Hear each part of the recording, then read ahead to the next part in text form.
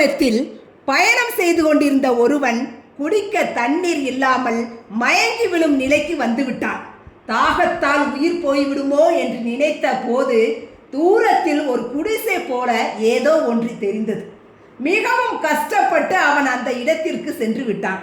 அங்கே ஒரு கையால் அடித்து இயக்கும் பம்பும் அதன் அருகில் ஒரு குவளையில் தண்ணீரும் இருந்தன. ஒரு அட்டையில் யாரோ எழுதி வைத்திருந்தார்கள். குவளையில் உள்ள தண்ணீரை அந்த பம்ப் செட்டில் ஊற்றி அடித்தால் தண்ணீர் வரும்.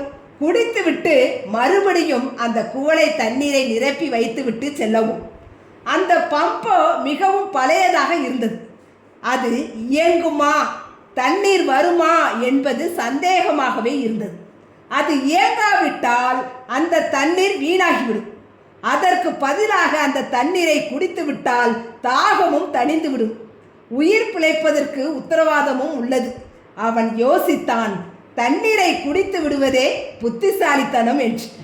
ஆனால் அவனுடைய அறிவு கூறியது, ஒருவேளை அதில் எழுதி வைத்திருப்பது போல அந்த பம்ப் இயங்குவதாக இருந்து அது இயங்க தேவையான அந்த தண்ணீரை குடித்து விட்டால் இனி தன்னை போல தாகத்தோடு வருபவர்களுக்கு அது பயன்படாமல் போக தானே காரணமாகி விடுவோம் என்று மனசாட்சி எச்சரிக்கிறது.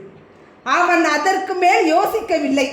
ஆனது ஆகட்டும் என்று அந்த பம்பில் இருந்த தண்ணீரை ஊற்றிவிட்டு அதை அடித்து இயக்க ஆரம்பித்தான். தண்ணீர் வர ஆரம்பித்தது.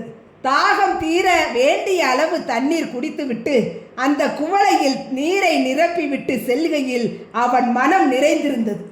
நாம் அவசியமான காலத்தில் அனுபவிப்பதை அடுத்தவருக்கும் அதே போல பயன்படும்படி விட்டு போக வேண்டும். எந்த நன்மையும் நம்முடன் நின்றுவிடலாகாது. இந்த காலகட்டத்தில் பெரும்பாலான மனிதர்களிடம் அந்த நல்ல எண்ணம் இருப்பதில்லை.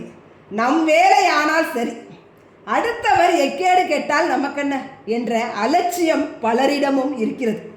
யான் பெற்ற இன்பம் பெருக இவ்வையகம் என்ற மனநிலையில் ஒவ்வொருவரும் இருந்தால் இந்த உலகம் இன்பமயமாகி விடும் அல்லவா?